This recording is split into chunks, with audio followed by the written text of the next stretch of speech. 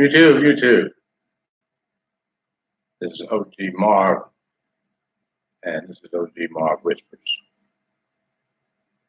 Tonight I want to talk about a little bit about relationships. As you know, I just went through a real devastating one. One that just like blew my mind. That lady showed me some things that I didn't know a human being was capable of doing to another human being who they once loved.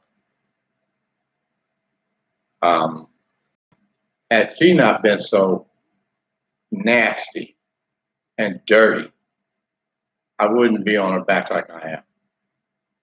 But she was the nastiest, dirtiest son of a bitch I ever met. I don't know what in the fuck was going through her mother's mind when she had her, because I'm thinking her mother must have been in a really bad place when she had this child. But this was the kid from hell, straight from hell. I don't understand how a person could be as evil as this lady was to a person who is as nice as I am. I wouldn't even. I'm not even capable of being evil and fucked up with you, even if you're evil and fucked up with me. Most I'm going to do is probably do what I did, walk away. And depending on how deep the relationship was, it may take me a while to figure that out, or to come to that conclusion that that's what I need to do. I'm no easy. You're not going to like run me off. It's that easy. Because I know people have bad days. Hell, I have bad days too. I know that human beings, we're not perfect. I allow for that. It's too bad other people don't do the same. Because trust me, I want to say this other word, but I'm trying to get out of the habit of calling her a bitch. So I just decided to do that today. And but this lady was so goddamn fucked up till she fucked up my head. Almost to the point where I need to go and get some help. Somebody finally gave me a link to some place I can go and get the help that I need. It's not saying I'm stupid. It's not saying I'm crazy, but I definitely do need some help to get back on my own 2 feet again. And even though I got lucky, because my mate now, Mary, she is very, very supportive of me and hung in there with me when I know it wasn't easy to be with me. And I know a lot of women would probably not, would have just told me, nigga, you can go about your business. Because, at first I had a tough time breaking away from the ex. And, you be with somebody 12 going on 13 years, and all of a sudden they do some foul things and make you have to do what you have to do. It's not easy to just walk away from that, even if you are the person, being victimized. I've heard a lot of people say during the course of my talking about this, oh, I'd have been that person. Yeah, I would like to have done that too. But when the shoe is actually on your foot, see what you feel and how you feel about it then, because it does change. It's always easy to say what you would do if you were someone else's shoes. But until you are in that person's shoes, you don't really know what you would do. None of us do. We all think we do, but we don't. Because I know I've said that to people too. I had a good friend that I used to work with at the Coliseum, and that person's mate was exactly the same as mine. And when they first started telling me about the situation at home, I thought, because normal people think that when somebody's telling you about something, that you're looking for some suggestions or some sort of, help with the situation they're describing. And so after I heard, the person say, their situation, I turned it in. I said, well, I think you ought to, and before I could even finish that sentence, they told me, wait, I didn't tell you that because I wanted you to help me out with it. I said, you didn't? And so I'll go ahead and say it. So she says, no. I said, well, what did you tell me that for? She says, I just wanted you to listen. And at the time, I thought that was so strange. Because, I didn't actually think of 2 things. First, I didn't think that anybody else would be in that situation, in exactly the same situation that I was in, And second, I didn't think that another person would think the way I thought of the situation where, because I didn't try to leave my ex either at the time, and they weren't trying to leave theirs.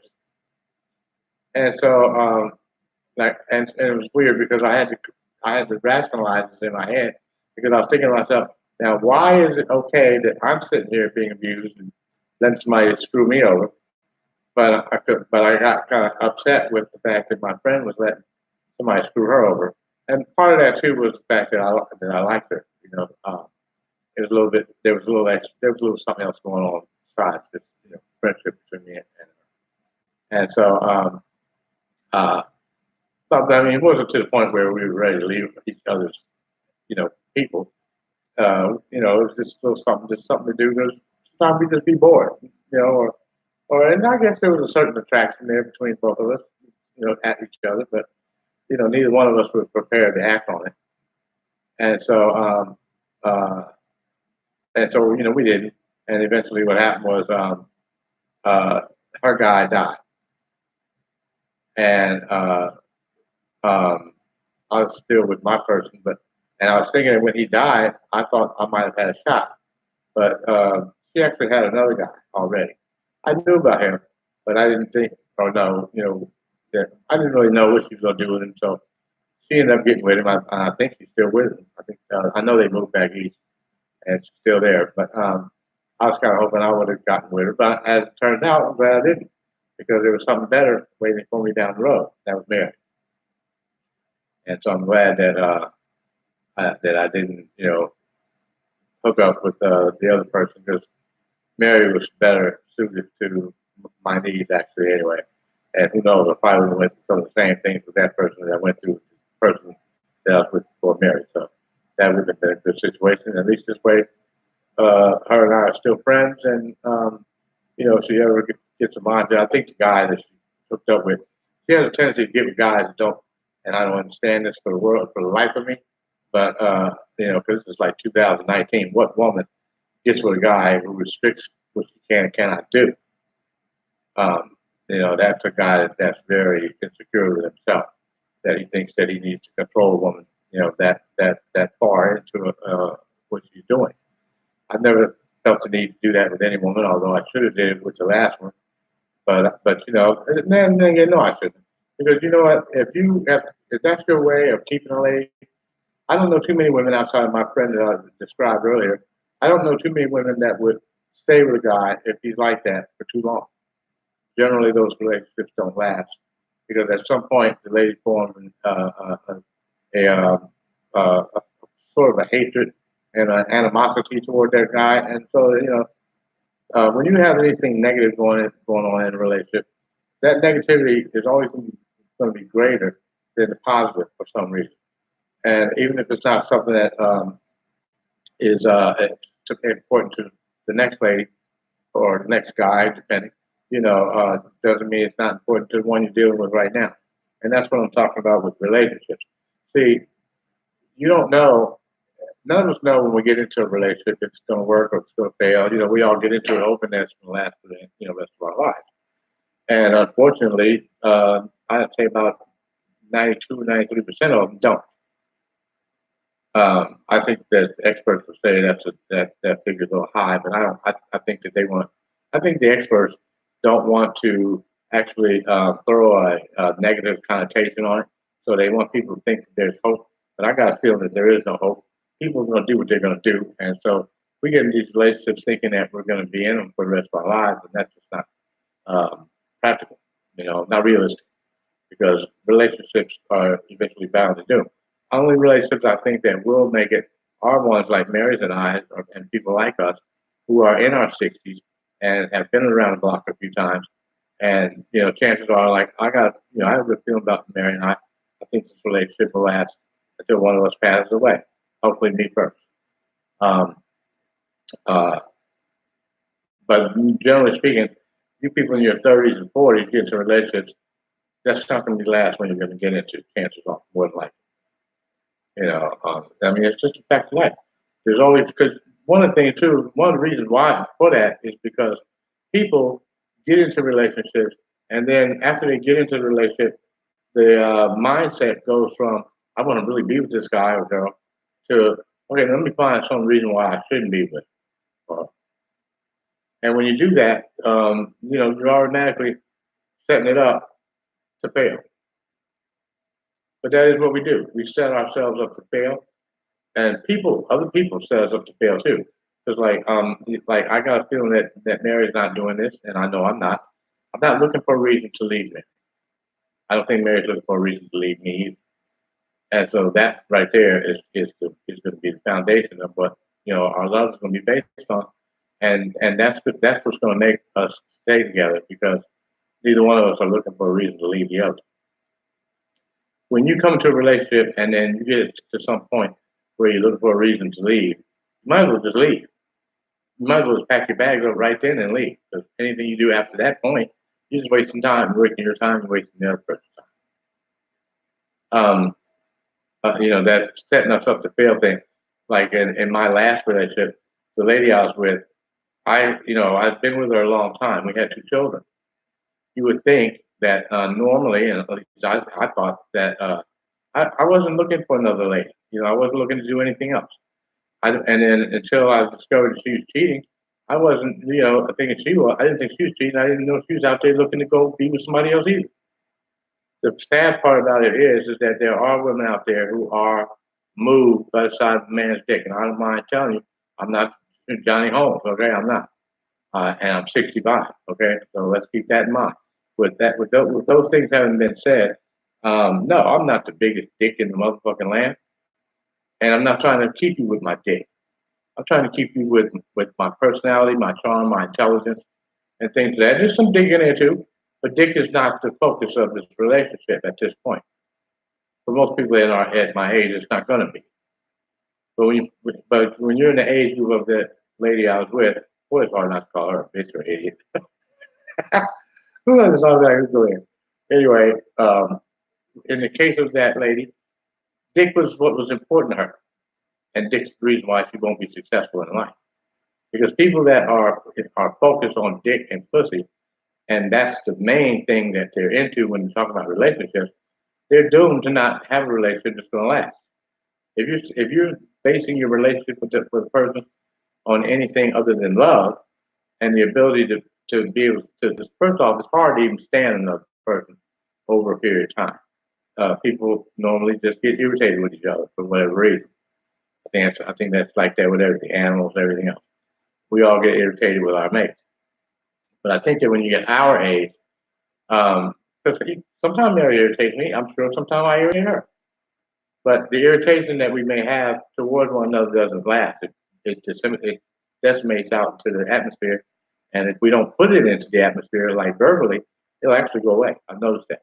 So that's one of the things I got from my granddaughter. Sheila says that all the time, that Grandpa, if you put something out there in the atmosphere, then that's what it's going to be. And so I thought about it, and I think she's right. I think that is what it's going to be. And so I don't put things in the atmosphere that I don't want to be. And I've noticed so far that does actually work. If I don't say it, it don't happen. If it don't happen, it's not in the atmosphere. But if I do say it, it'll happen. Now, I don't know if that works for if I want to be a millionaire. I want to start saying, I think I'm going to be a millionaire. I want to go up, all of a sudden I start having money. I mean, I don't care about money, but I just thought I'd put that out there. See what happens. What I got to lose, At any rate, relationships are tough because every relationship is unique. Every relationship is different. They might be similar, but they're definitely not the same. It's just like people's sex. No 2 women, and women don't understand this, but I tell them, no 2 women have the exact same pussy. I'm sure no 2 men have the same dick. And if we had the same size, if everything about the dick was identical, I'm sure that the way we use it is different.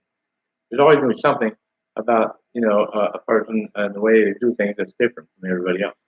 It's like your life DNA. It's different. Everybody's just different. But that's what's so good about the world. The world's big enough place people can be different. The key to relationships is accepting your partner's faults.